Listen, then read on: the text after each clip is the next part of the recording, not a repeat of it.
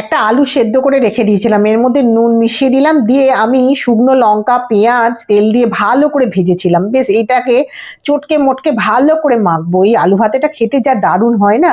এবার ভাত নিয়ে নেবো, প্লেট নিয়ে নিয়েছি, এবার ফাটাফাট ফাটাফাট করে ভাত বেড়ে নিচ্ছি। আপনার হাত জগন্নাথ, হাত দিয়েই বাড়ছি আজকে। আর তেল কই হয়েছে সঙ্গে, লোভই সামলাতে পারছি না, এক খাবলা আলু ভাতে দিয়ে দিলাম। এবার তেল কই দিয়ে পুরো ভাতটা সাপাসাপ খেয়ে নেবো। আগে এক গাল আলু ভাতে দিয়ে খেয়ে দেখি কেমন লাগে। আলু ভাতে দিয়ে এক গাল খেয়ে, আহা দারুণ খেতে হয়েছে। ভাতটা একটু মেখে নিলাম, এইবার ঢেলে দেবো তেল কই। দেখুন আর তেল গড়াচ্ছে, আর কি কালার হয়েছে। এইটা যদি থাকে না আর আপনাদের কোনো কিছুই লাগবে না। এই তেল কইয়ের মানে মশলাটা দিয়ে আর তেলের ঝালটা দিয়ে পুরো ভাতটা আপনি খেয়ে নিতে পারবেন। এত অসাধারণ খেতে হয়, আর খুব কম উপকরণ দিয়ে খুব তাড়াতাড়ি। এই রেসিপিটা আমার চ্যানেলে খুব শীঘ্রই আসছে, আপনারা দেখে নেবেন। আর খেতে অত্যন্ত সুস্বাদু হয়েছে। ভাবতেই পারবেন না যে আমরা তো সর্ষে বাটা, আদা বাটা, জিরে বাটা দিয়ে করি, এটাতে একটুখানি আমি ইউনিক ভাবে বানিয়েছি। সেটা আপনারা একটু দেখলেই বুঝতে পারবেন, আর কোনো কথা হবে না।